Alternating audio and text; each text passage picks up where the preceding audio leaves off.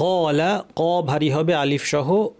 কফকে ভারী করার সাথে ঠোঁট গোল করার কোনো সম্পর্ক নাই। জবরের শেপে ঠোঁট রেখেই জিহ্বা দিয়ে আওয়াজকে উপরে ঠেলার মাধ্যমে ভারী করতে হয়। ক ক ঠোঁট স্বাভাবিক। কলা। ইন্নাহু হামজা শক্ত, নুনের উপর তাসদীদ লম্বা গুন্না, হায়ের পরে একটা ছোট্ট ওয়াও আছে, এটা হচ্ছে মাদ্দুসিলা, এক আলিফ টানতে হবে। ইন্নাহু ইয়াকুলু, এখানে ইয়াটা কমপ্লিট করতে হবে, অনেকের ইয়াটা ছোট হয়ে যায়। ইয়াকুলু। ইন্নাহা হামজা শক্ত, নুনের উপর তাসদীদ লম্বা গুন্না। ইন্নাহা বা করাতুন, বা পাতলা, কফ র ভারী, বা করাতুল্লা, তুন লা ছিল, তানবিনের পরে লাম পরিপূর্ণ ইদগাম বা সংযুক্তি হয়ে তুল্লা পড়ব, নুন থাকবে না, তানবিনের নুনটা থাকবে না। যালুলুন, যা যেন আওয়াজ শোনা যায়, জিহ্বা মাথাটাকে উপরের দাঁতের শীর্ষে লাগিয়ে যা যা যা যা। যালু লুতু, তানবিনের পর তা আছে, কি করতে হবে? ইখফা, অর্থাৎ তা উপরের দাঁত, এটা মনে করি উপরের দাঁতের গোড়া, এটা তায়ের মাখরাজ, এর কাছাকাছি জিহ্বাটা নিয়ে আমরা নাক থেকে গুন্না করবো, জিহ্বাটা লাগাবো না। যালুলুতু লুতু সিরু, সি একটু আগে জাল যেখান থেকে দেখালাম সেখান থেকে বাতাসটা ছেড়ে দিলে সা হয়ে যাবে। তুসি অরু, অরুটা ভারী হবে। অরুল বলার সময় অরু ভারী, অরুল এখানে যে লামটাকে ধরবো, লামটা পাতলা।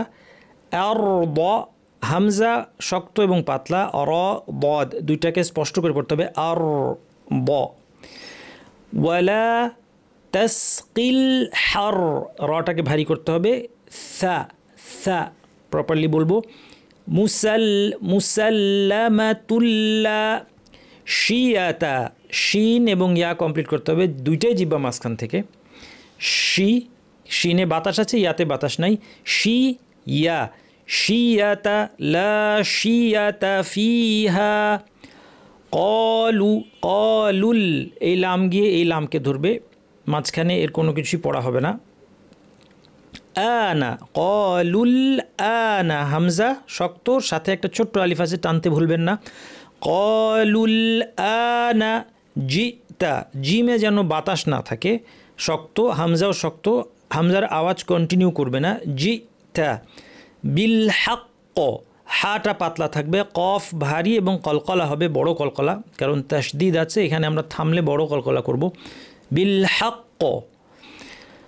ফাযাবাহুহা, ফা এবং যা খেয়াল করবেন, ফাতে প্রচুর আওয়াজ এবং বাতাস, ফ্যাস ফ্যাসে। যা ফাযাবাহু, সবগুলো পাতলা। ফাযাবাহুহা ওয়ামা কাদু ইয়াফআলুন, ওয়াও নুন আমরা দুই আলিফ টেনে থামবো। قال إنه يقول إنها بقرة لا ذلول تثير الأرض ولا تسقي الحرث مسلمة لا شية فيها قالوا الآن جئت بالحق فذبحوها وما كادوا يفعلون